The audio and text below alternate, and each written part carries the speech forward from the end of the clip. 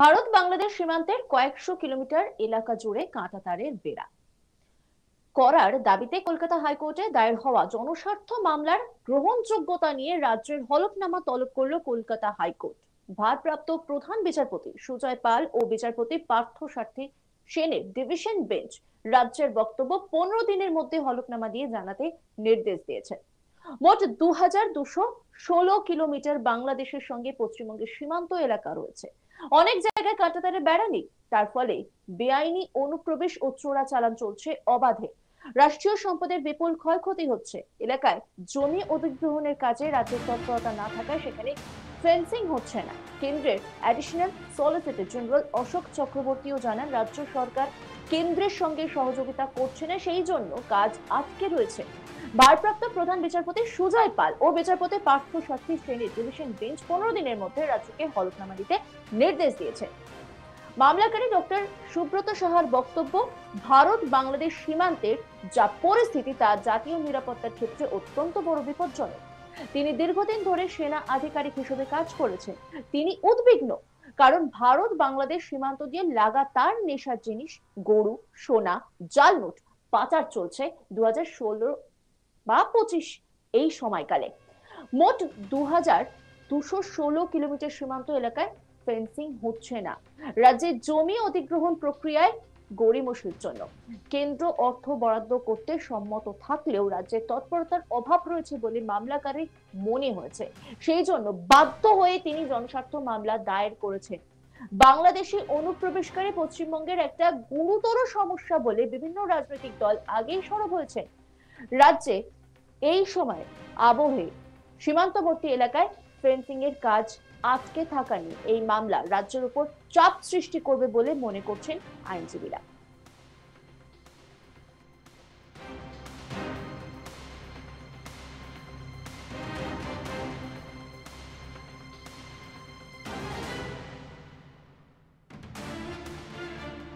মোট 2216 কিলোমিটার বাংলাদেশের সঙ্গে পশ্চিমবঙ্গের সীমান্ত এলাকা রয়েছে।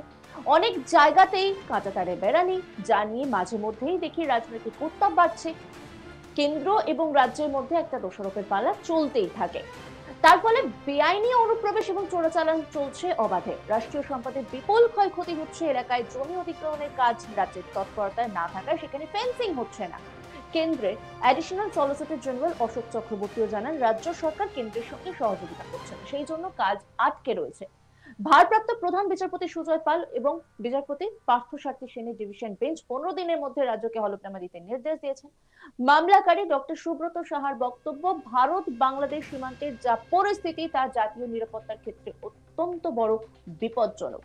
তিনি দীর্ঘদিন ধরে সেনা আধিকারিক হিসেবে কাজ করেছেন। তিনি উদ্বিগ্ন, কারণ ভারত বাংলাদেশ সীমান্ত দিয়ে লাগাতার নেশার জিনিস সরবরাহ হচ্ছে, গরু, সোনা, জাল নোট পাচার চলছে।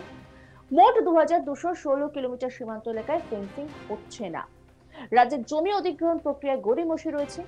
কেন্দ্র অর্থ বরাদ্দ করতে সম্মত থাকলেও রাজ্যের তৎপরতার অভাব রয়েছে বলে মামলাকারীদের মনে হচ্ছে। সেই জন্য বাধ্য হয়ে তিনি জনস্বার্থে মামলা দায়ের করেছেন। আর এই গোটা বিষয় নিয়ে একটি রিপোর্ট তুলে ধরছেন আমার কলিগ মানুষ নস্কর। দেখুন। ভারত বাংলাদেশ সীমান্তে বেশ কয়েকশো কিলোমিটার এলাকা জুড়ে কাঁটাতারের বেড়া বা বর্ডার ফেন্সিং এর কাজ করা যাচ্ছে না রাজ্যের অসহযোগিতায়। এরকমই অভিযোগ কলকাতা হাইকোর্টে একটি জনস্বার্থ মামলার পরিপ্রেক্ষিতে। এই মামলার গ্রহণযোগ্যতা এবং রাজ্যের কি বক্তব্য সেই নিয়ে আদালতের কলকাতা হাইকোর্ট রাজ্যের কাছে হলফনামা তলব করেছে। রাজ্যের অ্যাডভোকেট জেনারেল বেশ কিছুটা সময় দেওয়ার জন্য আর্জি জানিয়েছিলেন। এই বিষয়ে রাজ্য প্রশাসনের কি বক্তব্য তিনি আদালতকে জানাবেন, কিন্তু তার জন্য সময় দেওয়ার আর্জি জানিয়েছিলেন। ভারপ্রাপ্ত প্রধান বিচারপতি সুজয় পাল ও বিচারপতি পার্থ সারথী সেনের ডিভিশন বেঞ্চ রাজ্যকে 15 দিন সময় দিয়েছে এই বিষয়ে তাদের বক্তব্য জানানোর জন্য। মামলায় বক্তব্য, পশ্চিমবঙ্গের সঙ্গে বাংলাদেশের 2216 কিলোমিটার এলাকা জুড়ে সীমান্তবর্তী এলাকা রয়েছে এবং সেই এলাকার কয়েকশো কিলোমিটার এখনো বর্ডার ফেন্সিং এর কাজ করা যায়নি, অর্থাৎ খালি পড়ে রয়েছে। এই কাজের জন্য জমি অধিগ্রহণ করা প্রয়োজন এবং কেন্দ্র সরকার এতে টাকা দিতে প্রস্তুত, কাজ করার জন্য কেন্দ্র সরকার প্রস্তুত, কিন্তু রাজ্য জমি অধিগ্রহণের ক্ষেত্রে রাজ্যের গড়িমসি রয়েছে বা রাজ্যের তৎপরতার অভাব রয়েছে, এরকমই বক্তব্য। এবং কেন্দ্রের additional solicitor general Ashok Chakraborty তিনিও আদালতে ভারপ্রাপ্ত প্রধান বিচারপতির বেঞ্চে জানিয়েছেন যে এই বিষয়ে রাজ্য তৎপর হলেই এই কাজ কেন্দ্র করার জন্য বলা যায় যে কেন্দ্রের পক্ষে কোনো বাধা নেই বা কেন্দ্র করতে তৎপর, কিন্তু রাজ্যের কোথাও একটা তৎপরতার অভাব রয়েছে।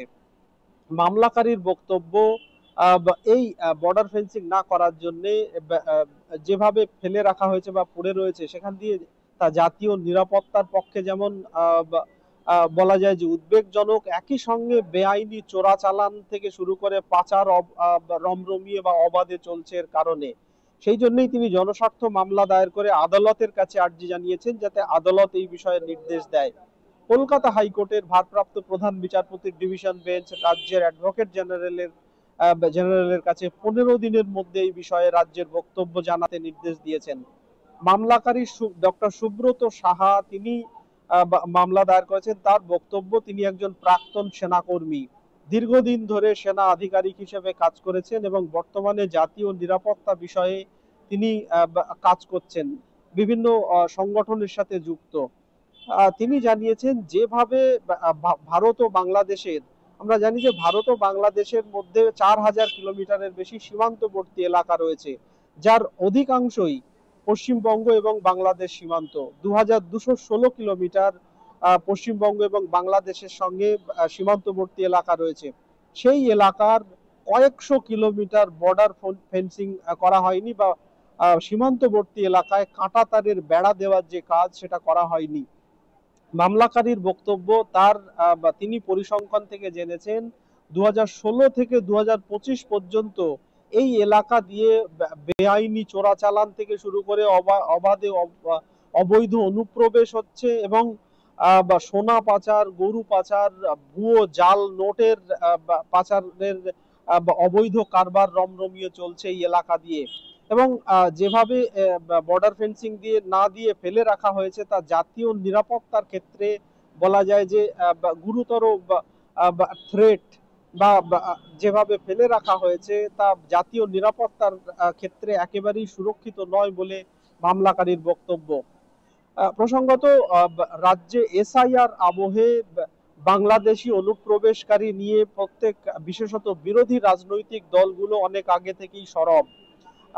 সেই পরিপ্রেক্ষিতে এই মামলা বলা যায় যে অত্যন্ত তাৎপর্যপূর্ণ, গুরুত্বপূর্ণ। আইনজীবীরাও বলছেন যে এই মামলা কোথাও রাজ্যের ওপরে বাড়তি চাপ তৈরি করবে বা চাপ সৃষ্টি করবে। আমরা জানি কয়েকদিন আগেই এসআইআর নিয়ে একটি মামলায় সেখানে আইনজীবীরা অভিযোগ বা অনুযোগ জানিয়েছিলেন যে ভারত সরকার বাংলাদেশ থেকে আসা সংখ্যালঘু হিন্দু যারা, তাদের নাগরিকত্ব দেওয়ার ক্ষেত্রে কোনো সমস্যা হবে না বা দেওয়া হবে বলে প্রতিশ্রুতি দিলেও বছরের পর বছর কোথাও যখন এসআইআর তৈরি হয়েছে বা এসআইআর হচ্ছে যখন, সেই সময় তাদের নাগরিকত্ব পাওয়ার ক্ষেত্রে নানা রকম সমস্যা হচ্ছে বা প্রশ্ন উঠছে। তারা কোথাও উদ্বেগের মধ্যে রয়েছেন এবং এখন পর্যন্ত যারা সংখ্যালঘু ভোটার রয়েছেন, সংখ্যালঘু হিন্দু যারা বাংলাদেশ থেকে আসা ভোটার রয়েছেন, তারা সেই ভোটাধিকার হারাতে পারেন বলেও উদ্বেগ প্রকাশ করেছেন আইনজীবীরা।